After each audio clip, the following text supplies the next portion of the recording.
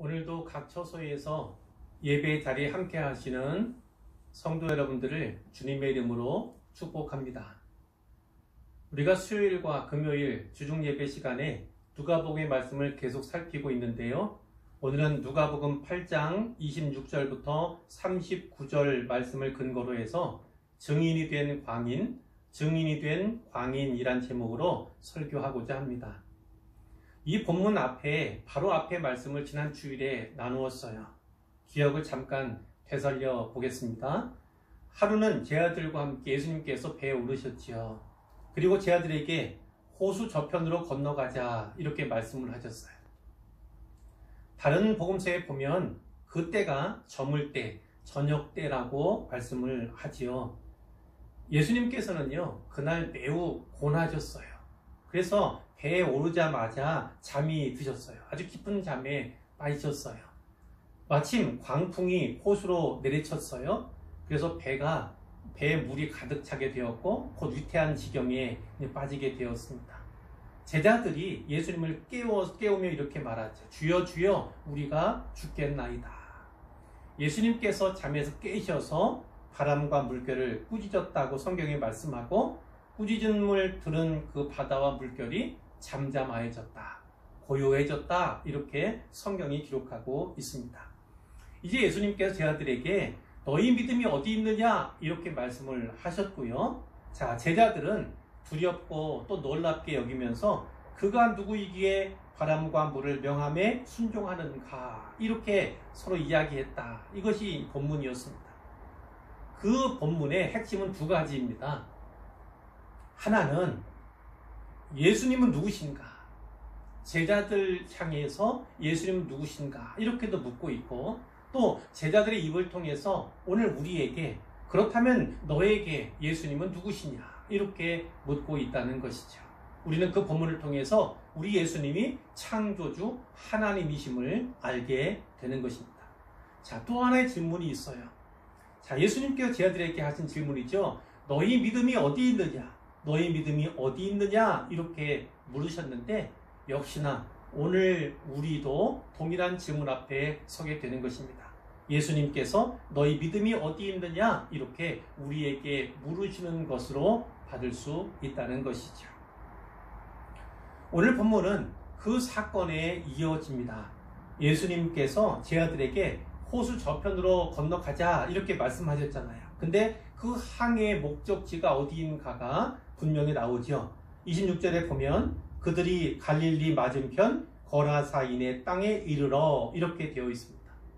자, 거라사인의 땅이 나오는데 이 거라사인의 땅이 어디인가요? 본문에는 갈릴리 맞은편이다 라고 되어 있어요. 이제 갈릴리 호수가 이제 남북으로 좀 길게 되어 있어요. 동서보다는 남북으로 길게 되어 있는데 그 좌측편에는 갈릴리가 있고 그리고 오른쪽으로 보면 그 맞은편이라고 할 수 있는데 갈릴리 호수의 동쪽 해안이다. 그리고 남동쪽 해안으로 볼 수도 있습니다.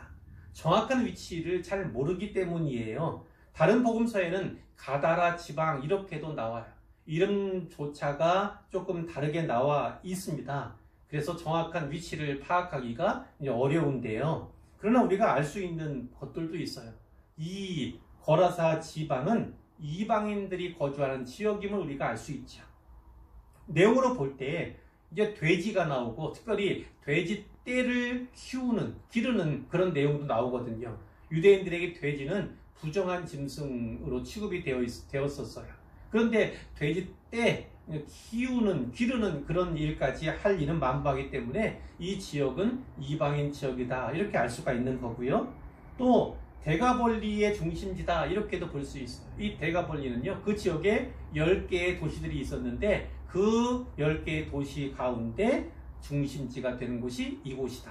대가벌리라고 하는 것이 10곳, 10도시, 10골 이런 의미를 가지고 있습니다. 자, 학자들은 당시에 이 대가벌리는 어느 나라에도 소속되지 않고 자치를 누리던 그런 곳이다 이렇게 이제 알고 있거든요. 특히 헬라의 도시들이다 이렇게 이제 알려져 있습니다.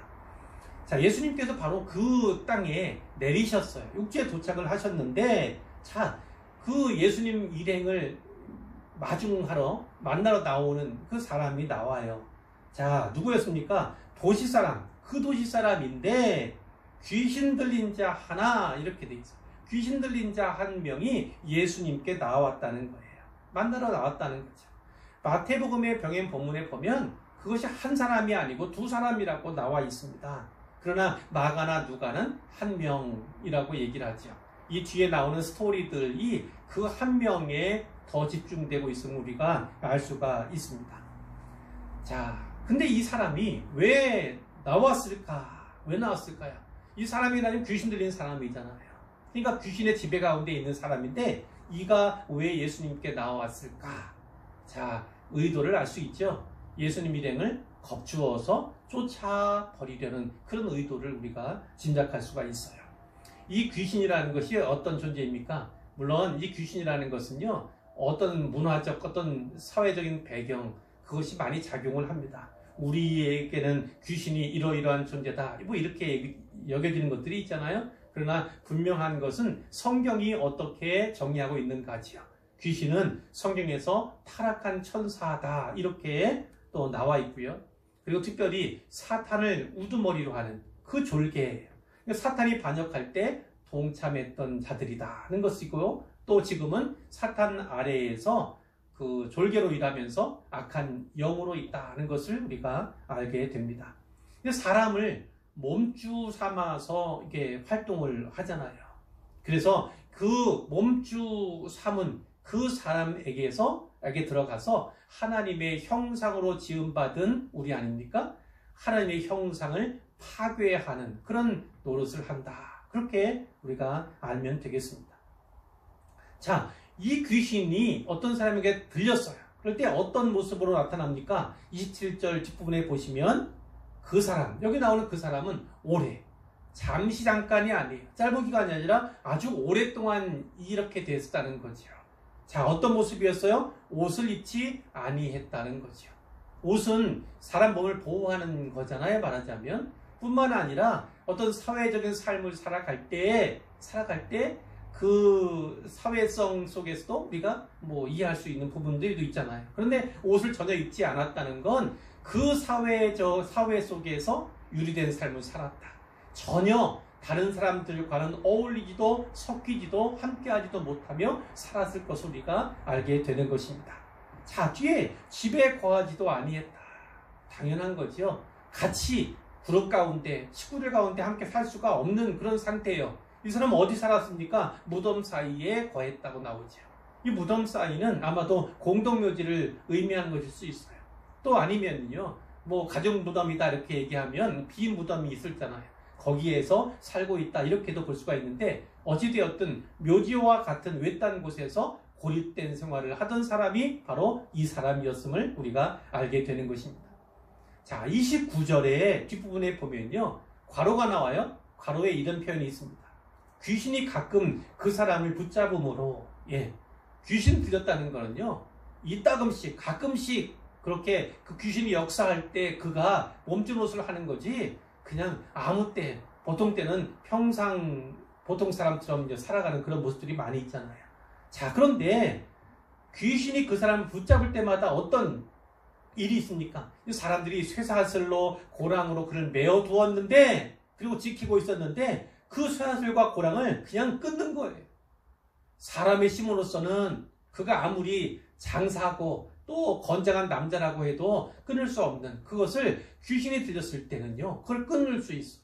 귀신의 능력이 그에게 나타나는 것이죠. 자, 그럴 때면 귀신에게 끌려서 광야로 나아곤 했다. 이렇게도 말씀을 하고요. 병행 본문인 마가복음 5장 5절에 보면요, 이렇게도 되어 있어요. 밤낮 무덤 사이에서나 산에서나 늘 소리를 질렀다. 그리고 돌로 자기의 몸을 해치고 있었다. 이렇게도 묘사가 되고 있습니다.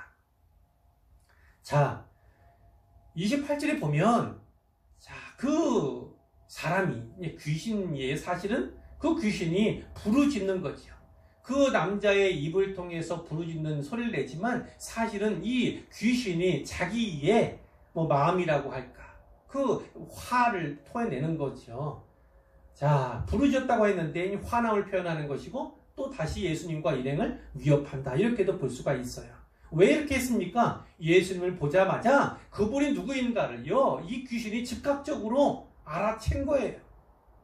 자, 그 앞에 엎드려서, 예수님 앞에 엎드려서 이제 큰 소리로 이렇게 말을 하기도 합니다. 지극히 높으신 하나님의 아들 예수요, 이렇게 예수님이 누구신가를 다 안다고요. 예수님의 신분에 대해서 귀신이 알아차리고 있는 거예요. 자, 당신이 나와 무슨 상관이 있나이까? 이 말은 어떨까요? 그냥 이대로 내버려 두십시오. 나에게 아무런 일도 하지 마십시오. 이렇게 부탁하는 거예요. 당신께 구하노니 나를 괴롭게 하지 마옵소서, 이렇게 얘기하죠. 예수님에게 자기를 괴롭힐 만한 권세가 있음을 알고, 그리고 또 자기의 운명이 어떻게 될 것인가에 대해서 이 귀신이 알고 있는 거예요. 그러니까 이 귀신이 예수님이 누구신가, 그 신분에 대해서, 그분이 가지신 운명에 대해서, 귀신인 자기에게 어떠한 일을 하실 수 있는가, 그것에 대해서도 이미 알고 있음을 우리가 알게 되는 거지요. 자, 29절에 보니까 전후관계가 좀 바뀌었어요. 이는 그 이유에 대해서 말씀을 하는데, 예수님께서 이미 더러운 귀신에게 명령하셨다고 하는 거예요. 그 사람에게서 나오라, 이런 명령을 이미 하셨다는 거죠. 그 말씀을 듣고 그 앞에 엎드려서 큰 소리로 이렇게 얘기했다. 이게 순서상으로는 그렇다는 겁니다. 자, 예수님께서 귀신더러 네 이름이 무엇이냐, 이렇게 물으셨어요. 그랬더니 귀신이 뭐라고 대답합니까? 군대입니다. 군대. 이 군대, 자, 무슨 뜻이에요? 많은 귀신이 들렸기 때문에 그렇게 얘기했다. 성경이 말씀하고 있는데, 이 군대는요, 원래 원어상으로는 레기온이에요. 레기온. 이 레기온은 군단, 이런 의미입니다. 자, 우리도 군대에 사단이 있고 군단이 있고 그렇잖아요. 그런데 당시 로마 군대의 가장 큰 단위가 바로 레기온이었던 거예요. 이 군단에는요, 그 아래 소속된, 배속된 사람들만 3,000명 내지 6,000명의 병사가 있었다고 그래요. 자, 그러니까 3,000명이나 6,000명, 그걸 생각하기보다는요, 이 귀신 들린 사람에게 들린 그 귀신이 아주 많았다. 여기 나온 것처럼 아주 많은 귀신이 그에게 들렸다는 것을 말씀하고 있는 것입니다. 그러면 31절에 보니까 무저갱으로 들어가라 하지 마시기를 간구했다고 이렇게 돼 있어요. 이 귀신의 관심은 이제 어디로, 예수님께서 자기들을 어디로 보내실 것인가, 그거에 관심이 있는 거예요. 자기들은 귀신들이긴 하지만, 많은 귀신들이 있지만, 그러나 예수님을 대적할 능력이 전혀 없음을 이미 알아채고 있는 거지요. 그리고 무저갱에만큼은 보내지 말아달라고 간구하는 것입니다. 이 무저갱이 어떤 걸까요? 한자어로 보면요, 갱은 갱도에 말하자면 구덩이입니다. 구덩이. 근데 무저는 뭐예요? 바닥이 없다는 그런 의미예요. 그러니까 바닥이 없는 끝모를, 그런 깊은 그런 웅덩이, 구덩이다, 이렇게 얘기할 수 있는데, 요한계시록 9장과 20장에 보면요, 그 무저갱은 사탄과 그리고 그의 졸개들인 귀신들을 가둘 장소로 이렇게 나타나 있습니다. 그러니까 그들이 나중에 마지막으로 가게 될 장소가 무저갱이라는 거죠. 자, 이런 의문을 가질 수 있어요. 예수님이 그럼 왜 이 귀신들을 멸망시켜 보내지 않으셨을까? 곧바로 왜 무저갱으로 보내지 않으셨을까? 이런 의문을 가질 수가 있잖아요. 그런데 병행 본문인 마태복음 8장에 보면요, 이런 말씀이 있습니다. 우리가 당신과 무슨 상관이 있나이까? 앞의 내용과 비슷하죠? 같습니다. 자, 때가 이르기 전에 우리를 괴롭게 하려고 여기 오셨나이까? 이렇게 귀신이 예수님께 여쭈어본 것으로 되어 있어요. 자, 그러면 때가 이르기 전에 라는 말을 우리가 주목할 필요가 있죠. 그러니까 어떤 거예요? 무저갱에 가둘 때예요. 그건 마지막 심판의 때잖아요. 근데 아직 마지막 심판의 때, 이 사탄과 마귀를 무저갱에 가둘 때가 아직 되지 않았다. 그렇기 때문에 예수님께서는 그들을 멸망시키거나 무정에 가두지 않으셨음을 우리가 알 수가 있는 것이죠. 그런데 마침 그때 그곳에 많은 돼지떼가 있어. 많은 돼지떼가 나오죠. 마가의 기록에 의하면 거의 2,000마리였다 이렇게 얘기했어요. 2,000마리나 되는 돼지떼가 산에서 이제 먹고 있는 거예요. 자, 그런데 귀신들이 그 돼지에게 들어가게 해달라 이렇게 간구했다고 또 돼 있죠. 자, 율법에 의하면 이 돼지들은요 부정한 짐승이에요. 부정한 짐승. 유대인들은 돼지고기를 먹지 않을 뿐만 아니라 기르거나 치지 않지요. 자, 이 부정한 짐승이니까 29절에 더러운 귀신 이렇게 돼 있잖아요. 이 더러운 귀신이 들어가 살만한 그런 장소가 된다고도 볼 수가 있어요. 그러나 우리가 꼭 알아야 하는 건 귀신이 아까 이 사람에 들어가서 하나님의 형상을 파괴한다고 말씀드렸잖아요. 바로 이 파괴적인 속성이 이 귀신에게 있는 겁니다. 그러니까 어떻게 해요? 돼지들에게 들어가서 그 돼지들이라도 죽이고픈, 그 파괴하고픈 그러한 욕망을 또 드러내는 거예요. 예수님께서 허락을 하셨다고 되어 있어요. 자, 이걸 통해 보면 어떻습니까? 예수님은 사람, 그러나 그 사람은 온전한 사람이 아닙니다. 귀신 들린 사람이고, 자, 하나님의 형상이 파괴된 그런 사람이라고 말씀을 드렸는데, 그런 사람인데도 불구하고 2,000마리나 되는 돼지보다 더 귀하게 여기시고 계시다는 것을 우리가 알 수가 있는 거예요. 그러니까 우리가 꼭 기억해야 합니다. 하나님의 형상으로 지음받은 사람이란 존재가 얼마나 귀하고 얼마나 소중한가 하는 것을요 우리가 잊어서는 안 되겠죠. 돼지 2,000마리가 아니라 2만 마리 혹은 20만 마리라 할지라도 우리 예수님께서는요 결코 바꾸지 않으셨을 거예요. 오늘 우리도 그러해야 합니다. 바로 그 한 사람, 그 한 사람을 우리 주님께서, 우리 하나님이 얼마나 소중하게 여기시는가를 분명히 알아야 하는 것이죠. 자, 33절입니다. 귀신들이 그 사람에게 나와서 돼지떼에 들어갔어요. 그 떼가 기타를 내달라서 호수에 들어가 몰사했다. 이렇게 성경이 기록을 하고 있습니다. 자, 그런데 그 근처에, 그 주위에 누가 있었습니까? 이 돼지떼를 치던 사람들이 있잖아요. 그 사람들이 이것을 다 보고 도망을 했어요. 두려움 가운데. 그것을 본다는 것 자체가 큰 두려움이겠지요. 그런데 또 다른 두려움이 있습니다. 왜냐하면 그 마을 공동 재산인지는 알 수 없지만 2,000마리나 되는 그 돼지들을 치고 기르고 있었는데, 먹이고 있었는데 자기에게 책임이 돌아오잖아요. 책임을 져야 하는 그런 문제들이 있잖아요. 그러니까 너무나 두려워서 도망쳐서 급히 성내와 마을로 가서 알리게 된 것입니다. 사람들이 그 얘기를 듣고서 금방 모여들었지요. 자, 예수님께 나와왔는데요. 근데 그 예수님 곁에 있는 한 사람을 보게 된 거예요. 성경에 뭐라고 나옵니까? 귀신 나간 사람. 앞에서는 귀신 들린 사람이었는데 이제는 귀신 나간 사람인 거예요. 이 귀신 나간 사람이 아까는 옷을 벗고 있었잖아요. 그런데 옷을 갖춰 입었어요. 정신이 나갔는데, 그런데 귀신의 지배를 잡고 있었는데 이제는 정신이 온전한 거예요. 그리고 예수의 발치에 앉아있는 것을, 자, 예수님 발밑에 앉아있어요. 자, 그것을 보고 두려워했다고 되어 있습니다. 자, 이런 일이라면 이 사람들은 알잖아요. 이 사람이 어떠한 사람인가, 어떻게 난폭했고 흉포했는가에 대해서 알잖아요. 그렇다면 귀신이 나갔다는 그 사실, 온전케 되었다는 그 사실을 보았다면 너무나 기뻐하고 축하해야 될 일 아닙니까? 또 그렇게 해주신 예수님에 대해 감사하고 환영해야 되지 않습니까? 그런데 예수님 향해서 단지 두려움을 느끼고 있다. 이렇게 우리가 이제 살피게 되는 것이고요. 자, 돼지를 치던 사람들이 있습니다. 그 사람들이 얘기를 해주는 거죠. 이 귀신 들렸던 사람이 어떻게 구원을 받았는가, 그것에 대해서 그 마을 사람들에게 이야기를 해주는 거예요. 그 이야기를 들으니까 더 두려워합니다. 거라삿인의 땅 근방 모든 백성이 크게 두려워했다. 이렇게 크게 두려워했다는 것이 문제는 아닙니다. 그런데 그 뒤에가 문제인 거예요. 백성이 크게 두려워하여 예수께 떠나가시기를 구하더라. 예수님께서 떠나가시기를 구하였다는 데가 문제가 있는 거죠.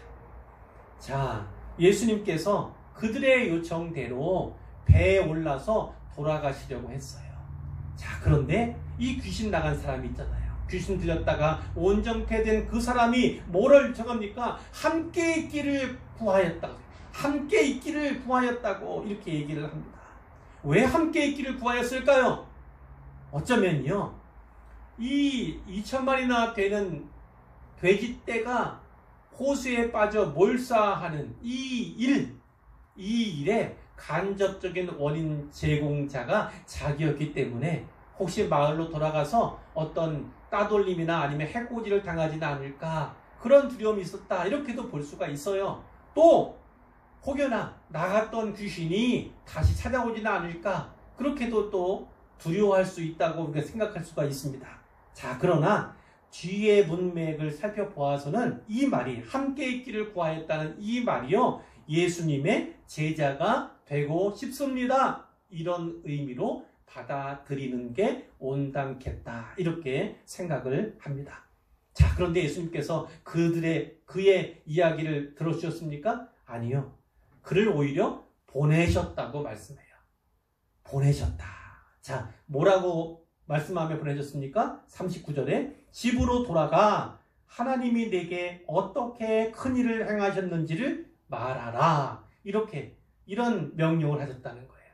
이런 사명을 주시고 보내셨다는 것이죠. 자, 그런데 그가 예수님의 그 명령에 그대로 순종하는 것을 볼 수가 있죠. 예수께서 자기에게 어떻게 큰 일을 행하셨는지를 온 성내에 전파를 합니다.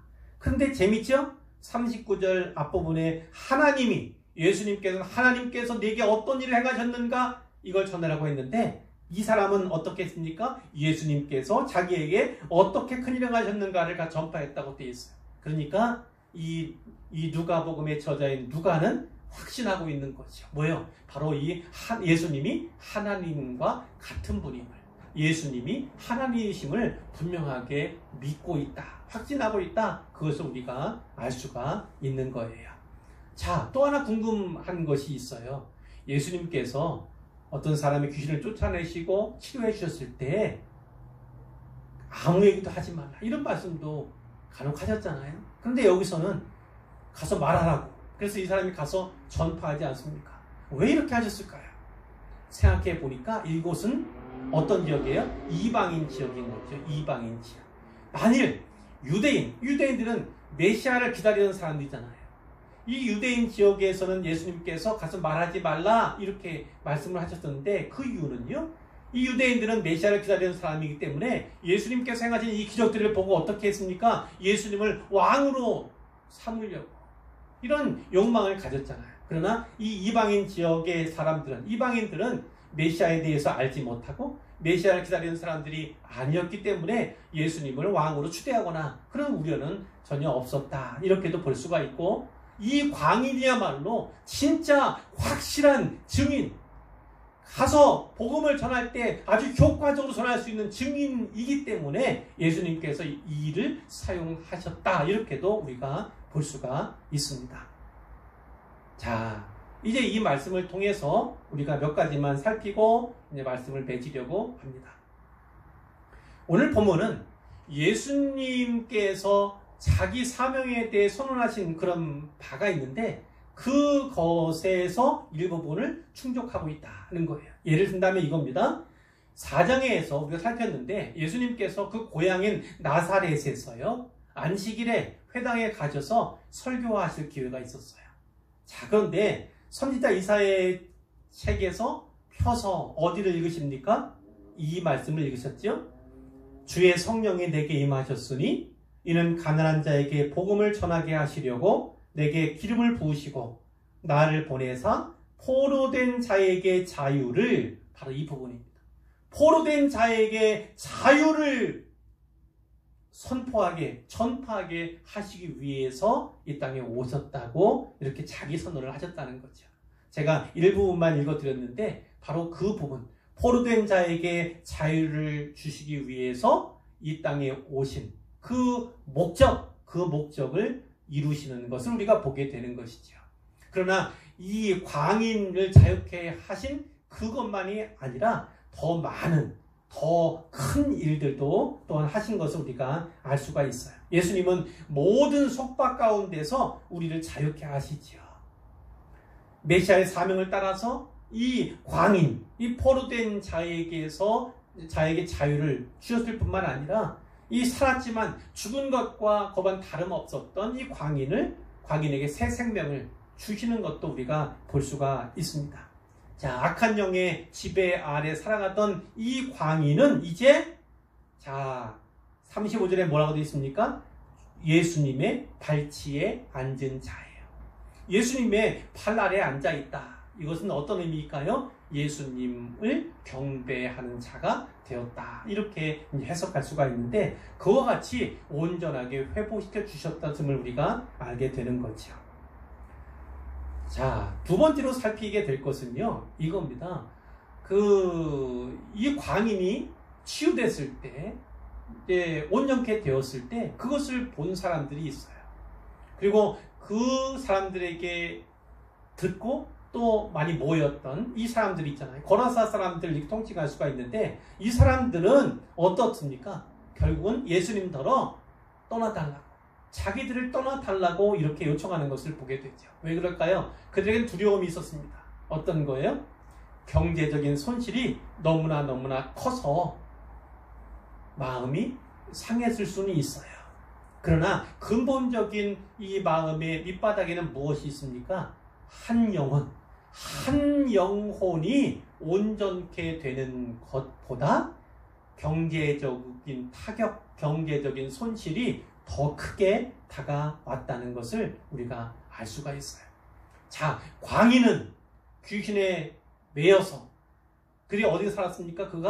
그가 살고 있는 곳이 무덤 사이였는데 사실은 이 거라사 땅의 모든 주민들이 영적으로는 그 무덤 사이에 살고 있는 자들이었다는 거예요. 왜요? 하나님 나라, 예수님께서 하나님 나라를 가지고 오셨는데 그 가지고 오신 하나님 나라를 거부했기 때문에 예수님을 거절하고 그리고 그분에게 떠나달라고 이렇게 요청한 자들이었기 때문에 사실은 그들이야말로 무덤 사이에 사는 사람들이다 이렇게 알게 되는 거죠. 그런데 우리가 주목할 것은 이거예요. 복음이 그렇습니다. 복음이 양면성을 갖고 있어요. 우리가 그 복음을 믿음으로 받아들이기까지는요, 그 복음이 우리에게 불안을 주기도 하고 우리로 하여금 불편하게 만들기도 한다는 거예요. 차라리 얘기하면 이거잖아요. 복음은 우리 자신이 왕이 아니라 왕이신 예수님을 모셔드려야 한다. 이렇게 분명하게 가르쳐 주시고 계시잖아요. 그렇기 때문에 믿음으로 그것을 받아들이기 전까지는요, 불편하고 불안하게 만드는 것이 복음일 수 있다는 거예요. 그러나 어떤 사람들은 이렇습니다. 그것으로 말미암아서 구원받고 진짜 구원의 기쁨, 그리고 일상 속에서 주인을 모시고 살아가는 새로운 삶을 살아가게 되는 거죠. 자, 어찌됐든 복음에는 양면성이 있는데 이런 거죠.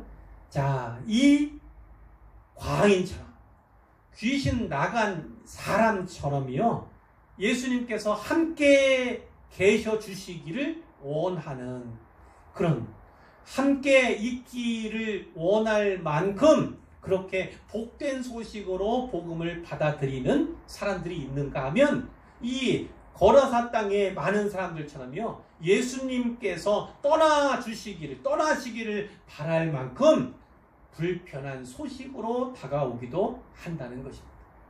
자, 우리가 꼭 기억해야 되겠죠. 그냥 복음은 복된 소식입니다, 기쁜 소식입니다, 이 얘기가 아니라 진짜 내 마음 속에서 그것을 복된 소식으로 받고 있는가, 내 영혼이 그것을 복된 소식으로, 기쁜 소식으로 받고 있는가를 늘 살펴야 합니다. 혹여나 예수님께 주신 그 말씀이 나에게 불편으로 다가오지 않는가, 오히려 불안으로 다가오지 않는가, 그것을 살펴야만 하는 것이지요. 자, 이제 마지막으로 하나만 더 볼 텐데 오늘 설교 제목이 증인이 된 광인입니다. 증인이 된 광인. 이 광인이 예수님의 제자가 되고 증인이 되는 것을 우리가 보게 되지요. 예수님의 발치에 앉아 있어요. 자, 예수님을 경배의 대상으로 삼았다. 이렇게 읽힐 수 있다고 말씀드렸고, 또 함께 있기를, 예수님과 동행하기를 원했다. 이렇게도 볼 수가 있고, 또 예수님이 명령하신 대로 다 순전하게 전하는, 자기에게 베푸신 그 큰 일에 대해서 전하는 이런 모습도 우리가 살펴보게 되는데, 우리는 광인과 무관한 것처럼 생각을 하잖아요. 하지만 꼭 그렇지는 않습니다. 이 귀신의 지배하에 있던 이 광인의 모습은요, 죄로 인해서 하나님 형상을 잃어버린 인간의 실존을 보여주고 있다는 거죠. 그런 의미로 본다면 예수님을 알지 못하고 그분을 나의 구주로 영접하지 않았던 우리의 모습은 바로 이 광인의 모습과 다르지 않다는 것을 우리가 알게 되는 것입니다. 자, 한 가지 질문하죠. 예수님께서 제자들에게 말씀하셨어요. 호수 저편으로 가자. 그 저녁에 말씀하셨는데 예수님께서 왜 그렇게 하셨을까요? 물론 예수님께서 그 배에 오르지 않으시고서는 그날의 사역이 마감되지 않을 만큼 많은 무리들이 예수님을 찾아왔기 때문일 수 있어요. 자, 그것을 우리가 생각해 볼 수 있지만 가장 궁극적인 목적, 왜 예수님께서 호수 저편으로 가자 하셨는지가 오늘 본문을 통해서 아주 분명하게 나타나는 거죠. 자, 왜 그 밤에 갈릴리 바다를 건너셨습니까? 그 이유는 단 한 가지입니다. 바로 이 거라사 땅의 광인을 만나 주시기 위해서예요. 그를 귀신들로부터 자유케 하시고 또 그를 구원하시고 그에게 사명을 주시기 위해서 예수님께서 그 저녁 그리고 그 밤까지 그 힘겨운 가운데 광풍의 밤을 이겨내면서 거라사 땅으로 가셨음을 우리가 알게 되는 것이죠. 바로 예수님께서 우리를 만나 주실 때도 그러하셨습니다. 예수님께서 어떠한 수고 또 어떠한 위협도 마다하지 않고 우리 한 사람 한 사람 만나 주시기 위해 오셨다는 사실을 우리가 기억할 필요가 있죠. 예수님은 바로 그런 수고를 통해서 우리 한 사람 한 사람을 만나셨고 그리고 우리에게 자유를 허락하셨고 우리를 구원해 주셨고 우리에게 사명 주셨음을 우리가 기억해야 합니다. 이 광인에게 이제 귀신 나간 사람이죠. 이 사람에게 사명 주셨잖아요. 어떤 사명이요? 하나님께서 너에게 행해 주신 큰 일을 가서 전하라는 거예요. 2000년의 역사가 지났지만 그 세월이 지났지만 오늘 사랑하는 우리에게도 동일한 사명이 주어졌습니다. 동일한 사명, 우리가 하나님께서 우리에게 어떤 일을 행하셨는가, 주님께서 내게 어떠한 놀라운 일을 행하셨는가, 그 증거가 우리 안에 있으므로 우리는 증인이 되었습니다. 증인으로서 나아가서 그것을 전해야 하는 것, 그것이 우리에게 우리 주님께서 주신 사명임을 우리가 잊어서는 안 되겠죠. 갈라디아서 5장, 이 갈라디아서는 자유의 서신 이렇게도 이제 불리는 성경이잖아요. 사도 바울이 거기서 이렇게 말씀합니다. 형제들아, 너희가 자유를 위하여 부르심을 입었으나 그러나 그 자유로 육체의 기회를 삼지 말고 오직 사랑으로 서로 종노릇하라. 이런 말씀이 있어요. 자유를 위해서 부르심을 주셨다고 이렇게 말씀을 하시지요. 자, 그런데 그 부르심으로 말미암아 자유케 된 우리는 어떻게 해야 합니까? 육체를 기회로 삼아서는 안 된다는 거예요. 육체를 기회로 삼아서는 안 되고 오직 사랑으로 서로 종노릇하게 하기 위해서 예수님께서 우리에게 자유를 주셨다. 이렇게 말씀을 하고요. 그렇게 자유케 된 사람들은 어떻게 됩니까? 너희가 만일 성령의 인도하시는 바가 되면 율법 아래에 있지 아니하리라. 율법 아래에 있지 않다는 건 구원에 대한 메시지잖아요. 그런데 성령의 인도하심이 나옵니다. 구원받은 사람이라면 성령의 인도하심을 받아야만 한다. 광인이 귀신 들려 있을 때는 그 귀신에 매여 살았지만 이제 자유케 되고 이제 노임을 받게 된 그 시점부터는 오히려 성령의 인도하심을 따라 살게 되는 것처럼 오늘 우리도 성령의 인도하심을 따라 살아가야 함을 우리가 기억해야 하는 것이죠. 사랑하는 의왕소망교회 성도 여러분, 자, 이 말씀들 잘 마음에 새기셨으면 좋겠어요. 하나님께서 우리에게 원하시는 바가 무엇인가, 자유를 주신 이유가 무엇인가에 다시 한번 생각하시길 바라고, 우리에게 베풀어 주신 그 자유의 은혜, 그리고 우리를 구원하시고 구속하여 주신 그 은혜, 우리에게 주신 사명을 다시 한번 붙드는 이 저녁이 되기를 주의 이름으로 축원합니다.